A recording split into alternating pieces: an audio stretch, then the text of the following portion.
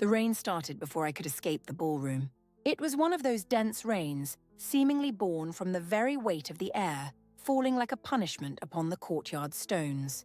I stood there paused under the archway, watching the drops trace paths on my skin. No one would notice my absence. I was just the bastard girl, the one who served wine and collected forgotten handkerchiefs at the nobility's parties. The borrowed dress clung to my body, and the cold came not only from the water, but from the gaze that still burned within me, the gaze of all those who saw me stumble when the Countess Amelia whispered loudly the name I should never have heard. Before we delve into this story, leave a comment with a rating from 1 to 10 and tell us which city you're joining us from. May this moment bring reflection and emotion to your heart. They said I was the child of a mistake, and mistakes in that house were swept under the Persian rugs. I grew up amidst the echoes of interrupted conversations between doors that closed too quickly. I learned to walk without making a sound, to breathe deeply before crying, to smile at those who scorned me. But that night, amidst the music of the chandeliers and the laughter of those who never got wet, I couldn't pretend anymore. I ran to the courtyard, as if the wind could erase me. The sky tore open with thunder when he appeared. King Alaric, though no one dared call him that to his face. That man needed no crown to be obeyed. The very room bowed to his presence. I remember the sound the silence made when he entered hours earlier, the whispers that ceased, the scent of leather and pipe tobacco that spread through the air. Now out there in the storm, he seemed a part of it. His dark cloak swayed with the wind, his face half hidden by shadow. "You shouldn't be here." His voice was deep, almost a murmur that cut through the rain and reached me from within. "I have nowhere else," I replied, not knowing where I found the courage. He took a step, then another. When he stopped before me, the distance between us was made of lightning. For an instant, I didn't see the man everyone feared. I saw only his eyes, grey, cold, but with a flicker of something that seemed recognition, as if he truly saw me for the first time. "They say it's dangerous to defy me," he said, the corner of his mouth almost smiling. "I have nothing to lose." The rain beat on the stones. The wind dragged leaves, and the sound seemed to come from within me. He extended his hand, not as one offering shelter, but as one claiming what he had already decided was his. "Now you are mine." The words were not an invitation. They were a sentence. And yet something within me rose, not in submission, but in a strange calm, because I had belonged to no one for too long. In the following days, the entire palace whispered. The maid who helped me dress said the ladies' eyes burned with envy, and the nobles' mouths with scorn. They said the king had lost his mind, that a bastard could not occupy the same space as women of pure blood. I endured the stares like one carrying a fever. I pretended not to hear when the Countess laughed upon seeing me serve at the table. "Look how she trembles, she must think power is a form of love." He watched me from afar. He never touched me in front of others, but his presence was an invisible current. When he spoke with the ministers, I felt his gaze hold me. When he walked through the corridors, the sound of his boots echoed within me, setting the rhythm of my breathing. There was something in the way he controlled his own silence, as if every word had been measured. Every gesture calculated not to reveal what truly burned beneath his armor. One night, during a banquet, one of the ladies, intoxicated with vanity and wine, let slip the insult everyone was thinking. "Not all flowers deserve the throne where they grow." The entire hall laughed. The sound of breaking crystal followed. The king had dropped his goblet. And then he stood up. "Repeat that," he said. His voice was low, but the hall froze. The lady tried to smile, but her courage dissolved before his gaze. "That's enough," I murmured on an impulse. "It's not worth it." He turned to me, and for a second the world seemed to bow. "You don't understand, little one," he said, and the silence became absolute. "Here, everything pure is judged." After that night, I was observed not only by the eyes of the court, but by those of the shadows. In every corridor a whisper, with every dawn an anonymous note. They wanted to make me disappear, reminding me that I was a mistake that power could not forgive. And yet, he continued to call me, with a voice that needed no words. In the next storm, I returned to the same courtyard. The rain fell as on the first day, heavy, persistent, as if trying to wash away the history that pursued me. I heard footsteps. He was there again, without his cloak, his face exposed to the cold. "Why did you come back?" I asked. "Because I never left," he replied. The thunder that followed erased the rest of the world, and in that instant, I realized that everything that had been taken from me, my name, my home, my right to exist, found an echo in that gaze. He was not the hero they expected, nor the villain they feared. He was merely the mirror where my own solitude took shape. When the doors of the ballroom opened behind us and everyone saw us there, together in the rain, the sentence was sealed. The scandal spread like wildfire, the king bewitched by a bastard. But he did not move. He simply touched my hand slowly and visibly, before everyone, and I understood that sometimes belonging is not being possessed, it is being seen at last, without anyone having the courage to look away. My new room in the palace was larger than the entire house where I grew up. Green silk curtains flowed from the windows like frozen rivers, and the bed seemed to want to swallow my body when I lay down. Still, I woke up every night, awakened by the echo of my own origins. Bastard blood does not sleep soundly between embroidered sheets. I walked barefoot through the room, feeling the cold marble beneath my feet, reminding myself that not all luxuries can bring warmth. Lydia, the young maid assigned to serve me, was the only one who didn't look at me as if I were a plague. Her hands trembled when she arranged my hair, but her smile was sincere. It was she who told me about the rumors spreading through the corridors below. "They say your grace is a sorceress," she whispered one morning while helping me with my new dress, "that you hypnotized His Majesty with some potion made on moonless nights." I laughed without humor. And why would I do that when, until yesterday, I served at the tables of these same nobles? For ambition, that's what they murmur. Her fingers paused for an instant on the bodice's lace. The Duchess says that I'm a snake who crawled her way to the throne, I completed, seeing her eyes widen. Don't worry, Lydia, I've heard worse. That same afternoon, the king sent me a message. Not a note or a servant with formal tidings.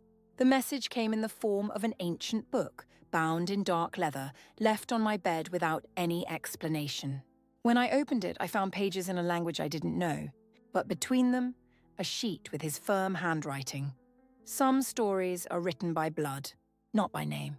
For 3 consecutive nights, I tried to decipher the meaning of those words, and for 3 nights he did not summon me to his presence. The whispers in the court grew louder, and some bolder ladies began to look at me with renewed disdain. Perhaps the enchantment had worn off, they said. Perhaps the king had realized his mistake. On the 4th day, Countess Amelia, the same one who first uttered the insult that had led me to the courtyard on that rainy night, stopped before me in the corridor leading to the library. Her jewels jingled like warnings as she moved, and her smile was sharp as a blade. "Are you lost, child?" she asked, her sweet tone poisoning each syllable. Servants usually use the side corridors. I kept my breath calm, though I felt my blood boil in my veins. "I am no longer a servant, madam, as you well know." "Ah, yes." She adjusted the golden brooch on her long neck. "I forgot your new title. What should we call you? You are not a princess, nor a lady, nor a wife." She took a step toward me. "How many more nights do you think this king's whim will last? Men tire, my dear, especially of easy toys." I swallowed the retort that burned in my throat. Instead, I made a short curtsy, as I had learned by observing the court ladies, and kept my voice low, but firm. I prefer to be a day's whim in his life than a lifetime's regret. Like some I know. Her eyes narrowed, and for a moment I thought she would strike me. Instead, she smiled more broadly. "You do not belong in this world, little bastard. And soon everyone will see that." That night, during dinner in the Great Hall, I noticed her gaze meet that of Duke Valerius, the king's closest advisor, and known for his venomous tongue. Something in the way they exchanged that brief glance made my stomach clench. There was a plan in motion, a trap being set. The king was absent, occupied with matters of state, and my chair, once close to his, seemed strangely exposed amidst all those false smiles. When the wine was served and the musicians began to play, the Duke stood up, goblet in hand. The hall gradually fell silent. "A toast," he announced, his melodious voice echoing off the stone walls. "To our Guest of honor. His eyes rested on me, and I felt dozens of other gazes follow his. So rare in our midst, so special.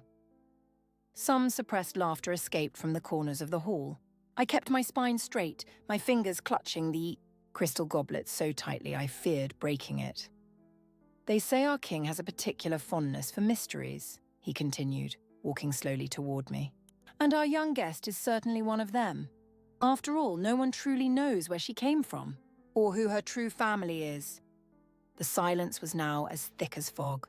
I felt cold sweat trickle down my neck. Perhaps, he smiled, leaning slightly, it's time to satisfy that curiosity, to unravel the enigma that captivated our monarch. It was then that I saw in Countess Amelia's hands a small, dark wooden chest being passed to the Duke. My heart skipped a beat when I recognized the carving on the lid. It was identical to the pendant my mother had left me, the only thing I kept of her, always hidden close to my chest. Let's discover together, the Duke raised the chest, what our little bastard is hiding. The entire hall held its breath when he opened the lid of the chest. From within, he removed a necklace, not my simple silver pendant, but an ornate jewel with the royal symbol, the same that adorned the throne and the kingdom's banners. Curious, he said, turning the jewel for all to see. This seal belongs only to the royal family. How to explain that it was among the belongings of a servant? The accusation hung in the air like smoke. Theft. He was accusing me of theft before all the nobility. That doesn't belong to me, I managed to say, my voice firmer than I expected. I've never seen that jewel before. The Countess let out a melodious laugh. Oh dear. We all know how hard it is to resist beautiful things when you come from nothing. Something in me broke at that moment, not from fear or shame, but from a crystalline rage I had never felt before. I rose slowly, my eyes fixed on the Duke. If I wanted to steal, I said. Each word measured like steps on a narrow bridge. I would have chosen jewels from those who possess them in abundance, but lack honor in equal measure. A murmur ran through the hall. I saw the Duke's face harden. Watch your words, girl. You are among those who can destroy you with a gesture. No, a deep voice echoed from the hall's entrance. She is under my protection. The king stood at the door, his body tensed like that of a predator about to strike. His eyes, usually cold and controlled, burned with a contained fury that made the entire hall freeze. He walked slowly between the tables, each step echoing in the absolute silence.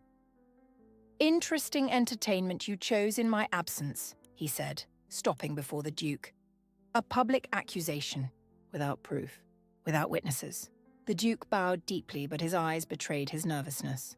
Your Majesty, we were merely trying to protect the crown from possible indiscretions. Indiscretions?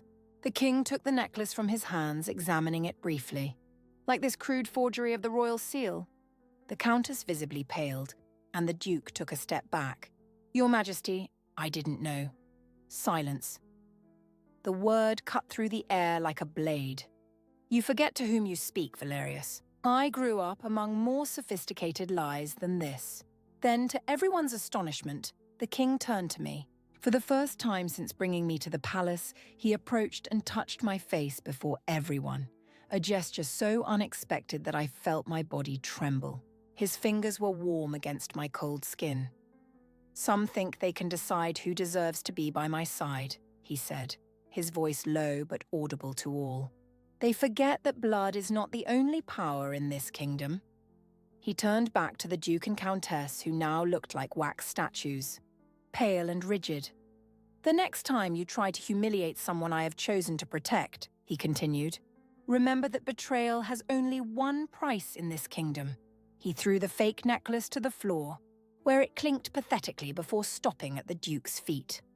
As for you, he said, turning to me, extending his hand as he had that first night. Come with me. The silence in the hall was absolute when we left. No one dared to raise their eyes, not even the proud Countess. As we walked through the dark corridors of the palace, I felt the tension emanating from him, the contained anger in every muscle. It wasn't just for me, I realized. It was something deeper, older. We stopped before a door I had never seen before, in a wing of the palace where servants like me would never dare to enter. He took a golden key from his pocket and without a word opened the door to a room lit only by a distant fireplace. "What is this place?" I asked as he closed the door behind us. "My true study," he replied, lighting some candles, "where I keep what truly matters." As the light spread, I saw that we were in a private library, not like the Grand Palace Library full of ornate tomes and grandiose maps.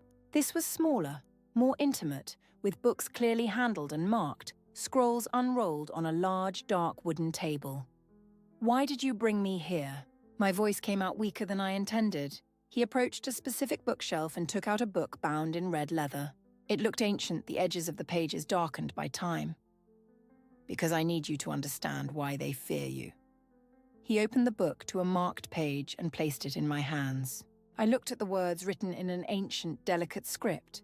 They spoke of a prophecy, a child born outside of royal marriage, but carrying the purest blood of the kingdom. "I don't understand," I said, raising my eyes to him. "This book contains the untold history of this family," he explained, coming so close that I could feel the warmth of his body, the history that the court has tried to hide for generations. He turned a few more pages and pointed to a drawing, a woman with a baby in her arms, fleeing in the rain, a storm identical to the night we met. "My mother?" I whispered, feeling the world spin around me. He nodded slowly. "And my sister." The words fell upon me like stones. "My mother, the king's sister," which meant I was... "You are not just any bastard," he said, his voice now soft, almost a whisper. "You are the daughter of Princess Eleanor, the legitimate heir who should have ruled this kingdom before me." His eyes met mine. "My niece." I felt my legs weaken. He held me by the shoulders, firm but gentle, guiding me to a nearby chair. "This doesn't make sense," I finally managed to say. "If my mother was the heir, why did she flee? Why did she abandon me among the servants?" "To protect you," he replied, kneeling before me, his eyes now level with mine. "When my father died, there was a dispute for the throne. My sister was pregnant, and the child's father was considered unsuitable." His voice hardened. "A man of the people without titles or lands. The court conspired against her, threatened her life and that of the baby she carried. So she fled. And you?" I asked. "Where were you when this happened?" A shadow crossed his face. "Fighting on the northern borders. When I returned, it was already too late. Eleanor had disappeared and the court crowned me king, claiming my sister had renounced the throne by fleeing with a commoner." He stood up and walked to the fireplace, watching the flames dance in the silence. "For years I searched for her secretly. When I finally found her, she was dying. She had left you among the palace servants, knowing that there, at least, you would have food and shelter. Her last wish was that I protect you, but without revealing your identity until it was safe." Warm tears streamed down my face. My entire life had been built on lies, not only those of others, but now also his. "Why tell me now?" I asked, wiping away my tears angrily. "Why expose me to the entire court if you knew the danger?" He turned to me, his eyes reflecting the fire. "Because they already suspected. The elders began to notice your resemblance to Eleanor. The same eyes, the same way of raising your chin when challenged." A slight smile touched his lips. "And because it's time to fulfill the promise I made to your mother." "What promise?" He approached again, taking my hands in his.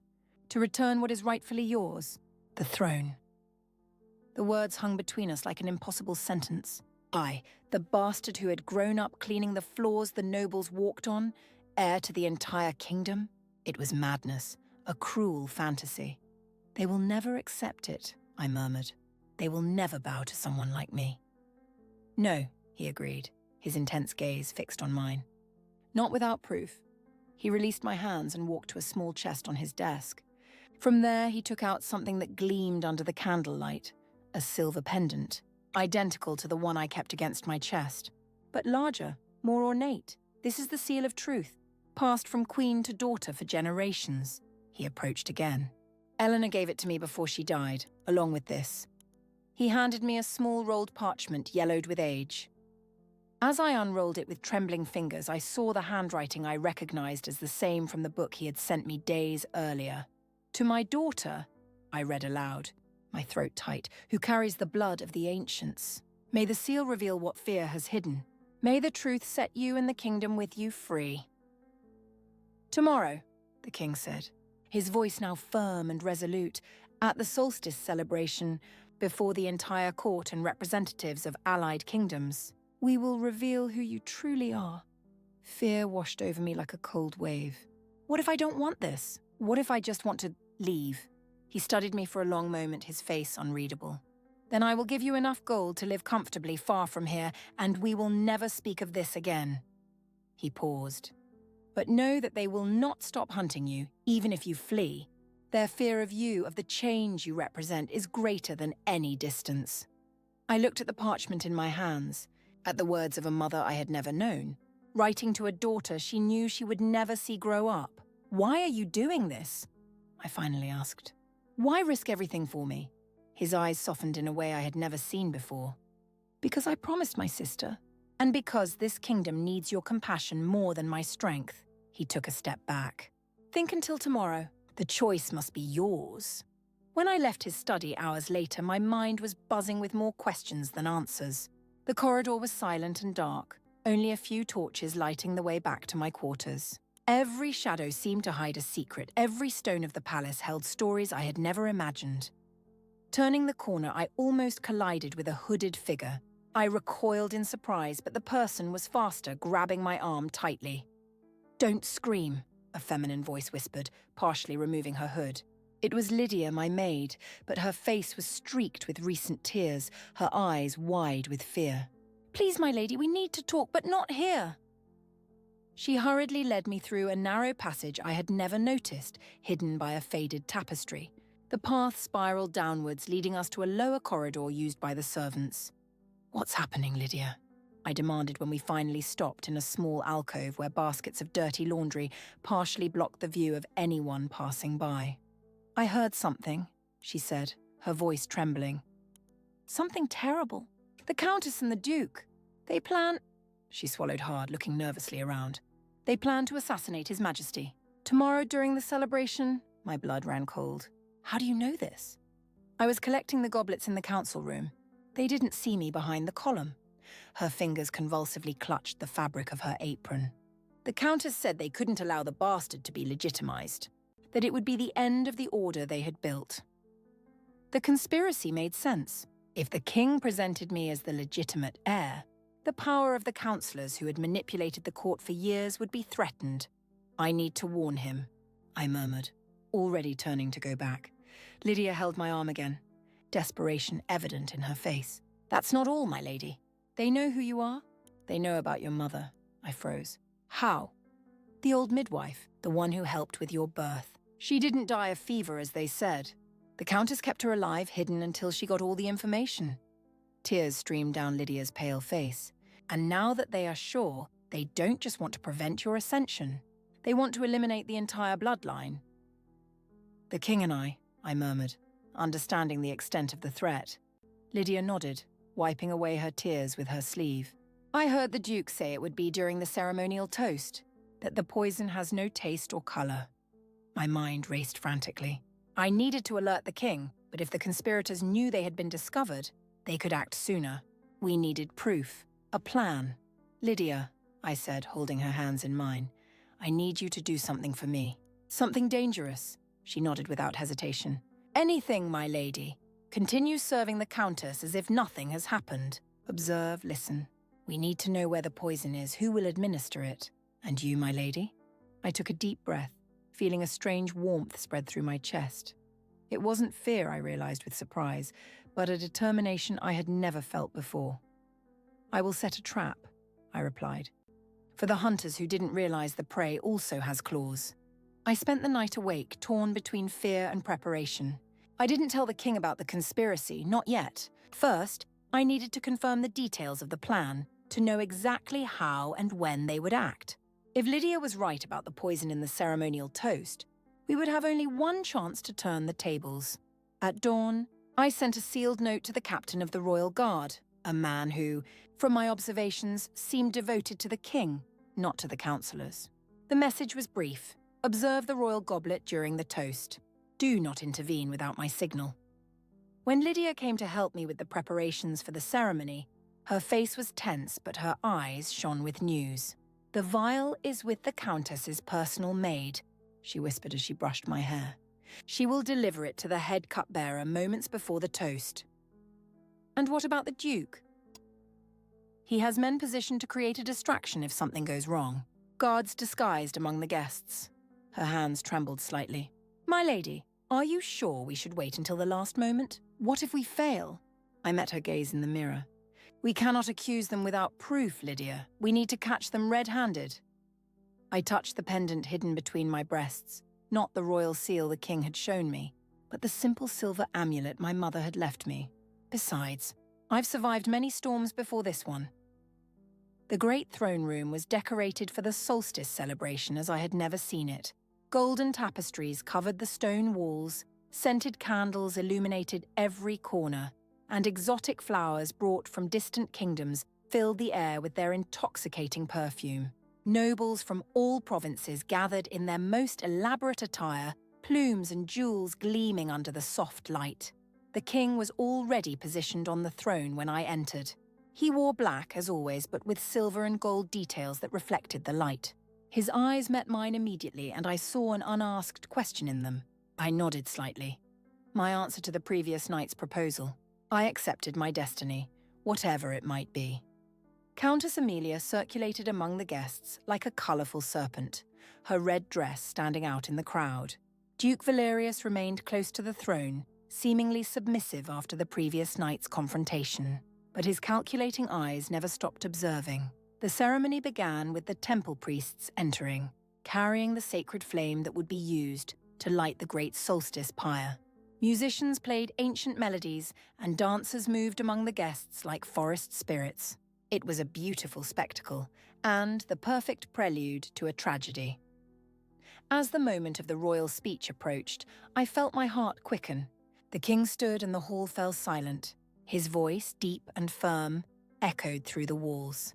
"Today we celebrate not only the solstice, but a new beginning for our kingdom," he said, his gaze sweeping over every face in the crowd. "For generations we have maintained traditions that have brought us to this point. Some worthy of honor, others," he paused significantly, "born of fear and lies." A murmur ran through the hall. I saw the countess straighten her back, tense, while the duke discreetly approached the royal dais. "It is time to correct an ancient wrong," the king continued, "to honor a promise made long ago." He extended his hand toward me, inviting me to ascend the steps to the throne. I felt all eyes on me as I walked, my midnight blue dress rustling against the marble. When I reached his side, he held my hand firmly. "This young woman, whom many know only as a palace servant, is, in truth, the daughter of Princess Eleanor, my sister and legitimate heir to the throne." The shock was immediate. Exclamations, whispers, some incredulous laughter. The countess visibly paled, while the duke stepped forward. "Your Majesty, this is an extraordinary claim," he said, his voice controlled but his eyes cold. "Surely the council should be consulted before such revelations." "The council serves the crown, Valerius," the king replied, "not the other way around." It was then that the cupbearer approached with the silver tray, bringing the goblets for the traditional toast. I saw his nervous eyes, the way his hands trembled slightly. Behind him, I noticed the countess's maid, watching intently. Before the formal announcement, the king said, "Let us make the solstice toast, as tradition dictates." The cupbearer approached, offering first to the king, then to me. When I took my goblet, I let my fingers briefly touch his, a deliberate touch that made him look up. What he saw in my gaze must have alarmed him, for he almost dropped the tray as he stepped away. The king raised his goblet. "To the truth that sets us free," he said, and the entire hall raised their cups in response. It was at that moment that I acted. Instead of drinking, I let the goblet slip from my hand, spilling the wine onto the dress of the countess, who had approached the dais. "Forgive me," I exclaimed, feigning embarrassment.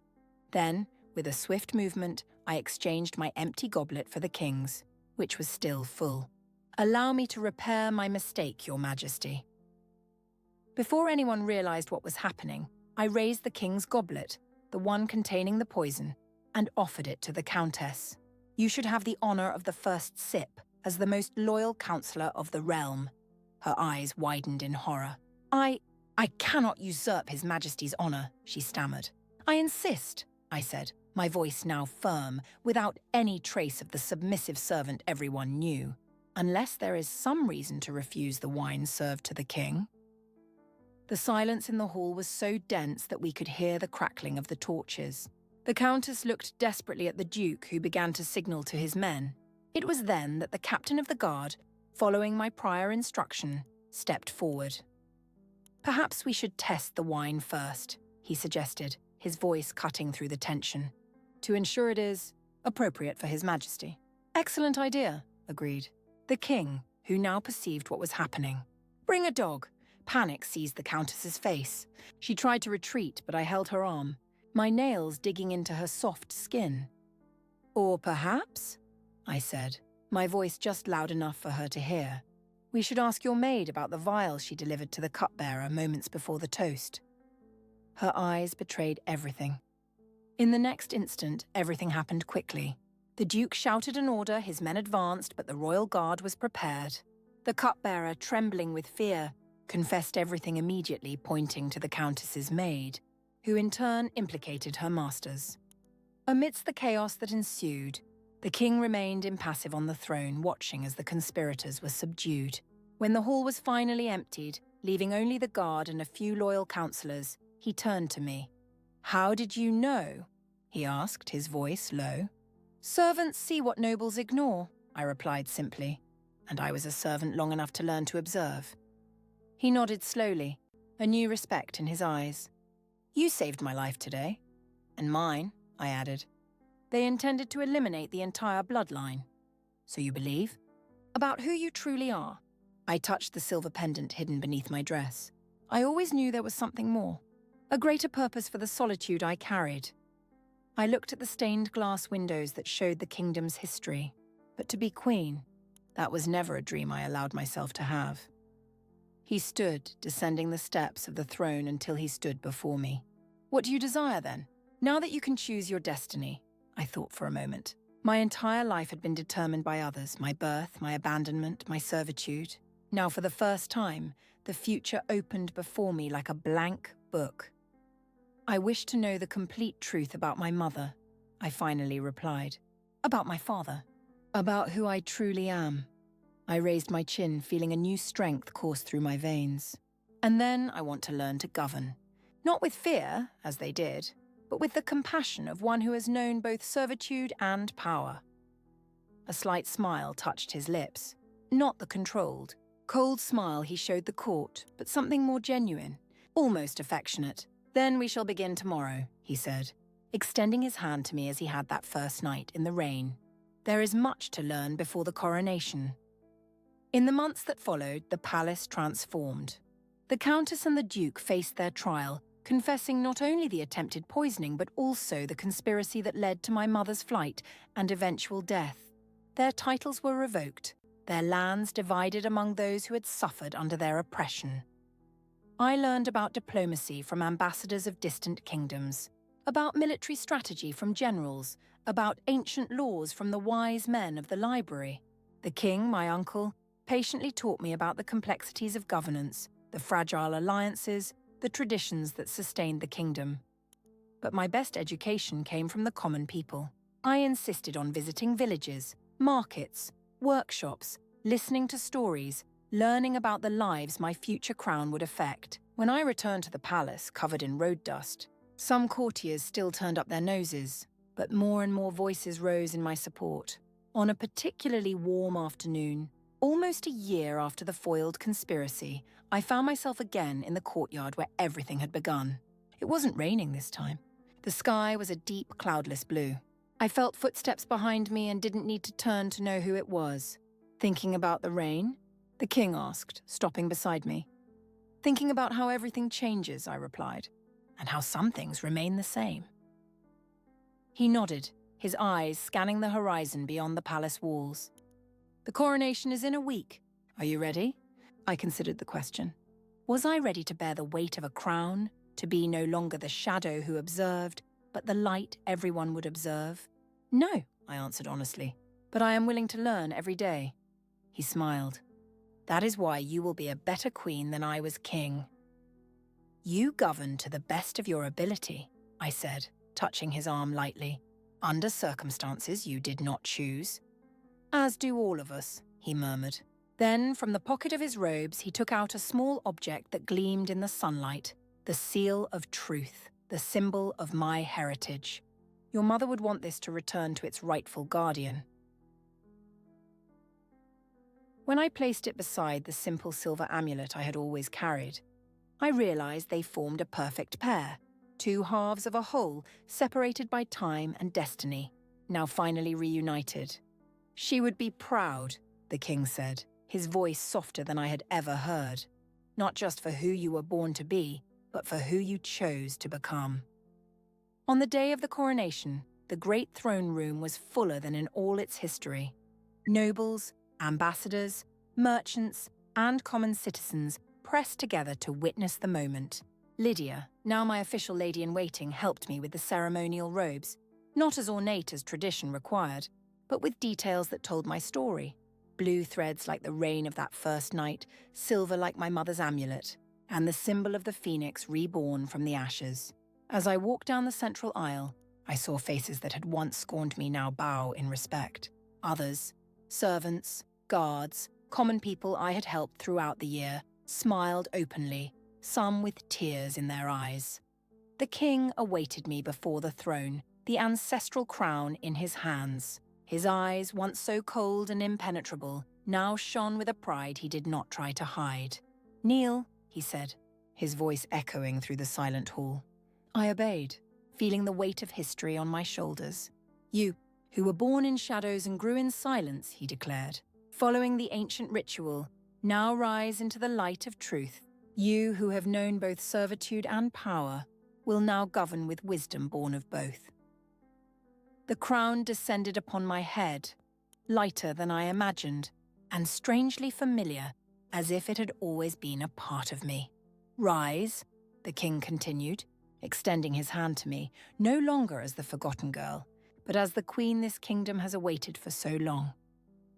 When I rose and turned to the crowd, the entire hall knelt, first the king, then the nobles, then everyone else. Voices rose in a single chorus, "Long live the queen!" In that moment, under the weight of the crown and before the gazes of an entire kingdom, I did not think of power, wealth, or revenge against those who had scorned me.